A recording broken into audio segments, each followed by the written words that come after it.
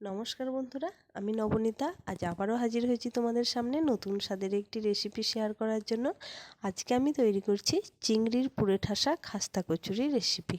চলো তাহলে কথা না বাড়িয়ে দেখে নেওয়া যাক রেসিপিটা আমি কিভাবে তৈরি করছি। আর হ্যাঁ বন্ধুরা, ভিডিও শুরুতেই বলে দেবো, যদি তোমাদের এই রেসিপিটা ভালো লাগে অবশ্যই করে কিন্তু আমার চ্যানেলটা সাবস্ক্রাইব করে আমার পাশে থেকো, লাইক কমেন্ট শেয়ার করো। দেখো এখানে প্রথমেই আমি হাফ কাপ মুসুর ডাল নিয়েছিলাম। এটা ভালো করে আধ ঘন্টা আগে ধুয়ে নিয়ে একটু ভিজিয়ে রেখেছিলাম। আর এখানে দেখো নিয়েছি চিংড়ি মাছ। আমি এগুলো ছোট সাইজের চিংড়ি নিয়েছি, তোমরা বড় সাইজের চিংড়ি দিয়েও তৈরি করতে পারো। আর এখানে দেখো একটা মশলা তৈরি করে নেব। এখানে নিয়েছি কয়েকটা রসুনের কোয়া, আদা আর একটু কাঁচা লঙ্কা। হালকা করে এগুলো জল না দিয়ে একটু পেস্ট তৈরি করে নিয়েছি। এখন ওই মশলাটা তৈরি করে নেওয়ার পর মুসুর ডালটা পেস্ট করে নিলাম। একদম মিহি পেস্ট না, হালকা করে একটু রাফলি পেস্ট করে নিলাম। চিংড়িটাও সেমভাবে খোসাগুলো পরিষ্কার করে ধুয়ে নিয়ে পেস্ট করে নিয়েছি। এখন দেখো গ্যাসের মধ্যে বসিয়ে দিয়েছি একটা ফ্রাইং প্যান। অল্প করে সাদা তেল দিয়ে এর মধ্যে দিয়ে দিলাম কালো জিরে ফোড়ন।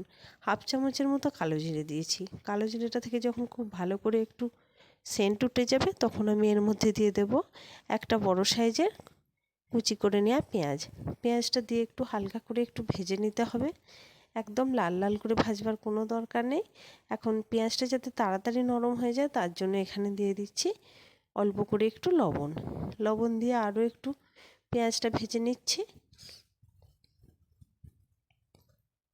পেঁয়াজ যখন খুব ভালো করে ভাজা হয়ে যাবে এবারে এর মধ্যে দিয়ে দেব ওই মশলা, আদা কাঁচা লঙ্কা রসুনের যে পেস্ট তৈরি করে রেখেছিলাম ওটা দিয়ে দিলাম। ওটা দিয়ে এখন গ্যাসের ফ্লেম কম রেখে কিছুক্ষণ নাড়িয়ে ছাড়িয়ে একটু ভেজে নেব।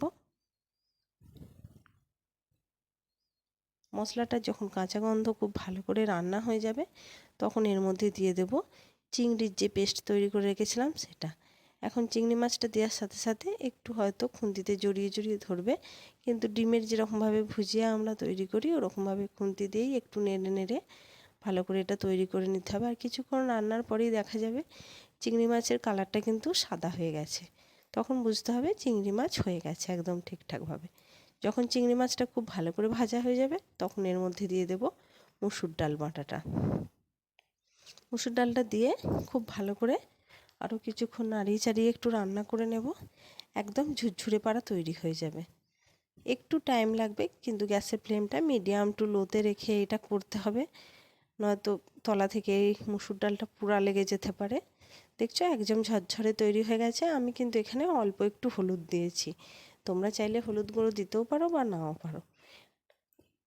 এটা একদম রেডি হয়ে গেছে, ওটা রেখে দিলাম একটু ঠান্ডা হয়ে যাক। এখানে দেখো ময়দা নিয়ে নিয়েছি 2 কাপ। এখন এর মধ্যে দিয়ে দিলাম সাদা তেল, লবণ ময়ান হিসাবে। খুব ভালো করে তেলটার সাথে ময়দাটা মেখে নেব। ময়দাটা যখন খুব ভালো করে মাখা হয়ে যাবে তেল দিয়ে তখন এর মধ্যে অল্প অল্প করে জল দিয়ে এটা একটা ডো তৈরি করে নেব। লুচি বা পরোটার ডো যেরকমভাবে তৈরি করা হয় একইভাবে এই ডোটা তৈরি করে নেব। এখন এর থেকে দেখো লেচি কেটে নিয়েছি। এবার দেখো এর মধ্যে আমি পুরটা কিভাবে দিচ্ছি। অন্যান্য কচুরির যেভাবে পুর দিই এটাই কিন্তু একটু অন্যরকমভাবে দিতে হবে। সাইডগুলো থেকে কিন্তু বাটিটা খুব পাতলা হতে হবে, আর তলার দিকটা নিচের অংশটা হতে হবে কিন্তু খুব মোটা। দেখতে পাচ্ছ এবার সাইডগুলো যে অংশগুলো খুব পাতলা ছিল সেগুলো একসঙ্গে চিপে ধরে এরকম একটু হাত দিয়ে শেপটা সুন্দর করে দিলাম। আর হাত দিয়ে এরকমভাবে চেপে চেপে চেপে চেপে মাঝখানটা চাপ দেব। আর সাইড থেকে দেখো আরও একটা দেখিয়ে দিচ্ছি, সাইডগুলো কিন্তু একটু পাতলা তৈরি করতে হবে।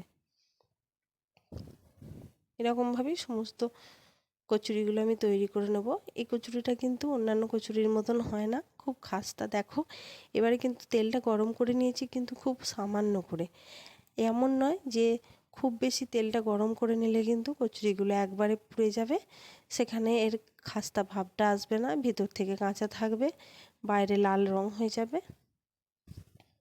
তাই তেলটা কিন্তু হালকা গরম করে নেওয়ার পর এগুলো একটু টাইম ধরে ভাজতে হবে আর কি।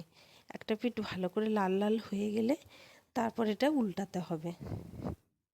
দেখো বুঝতে পারছো নিশ্চয়ই কচুরিগুলো কত সুন্দর হয়েছে। বাড়িতে একবার এরকমভাবে খাস্তা কচুরি বানিয়ে দেখো, চিংড়ি দিয়ে খুব সুন্দর হয়। ভিডিওটা তোমাদের কেমন লাগলো অবশ্যই আমাকে কমেন্টে জানিও। আর যারা যারা এই রেসিপিটা তৈরি করে খাবে বাড়িতে তারাও কিন্তু কমেন্টে জানাতে একদম ভুলবে না।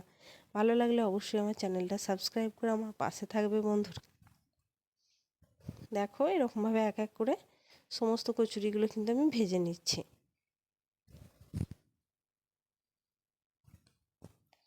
সমস্ত কচুরিগুলো ভেজে ভেজে আমি তুলে নিচ্ছি।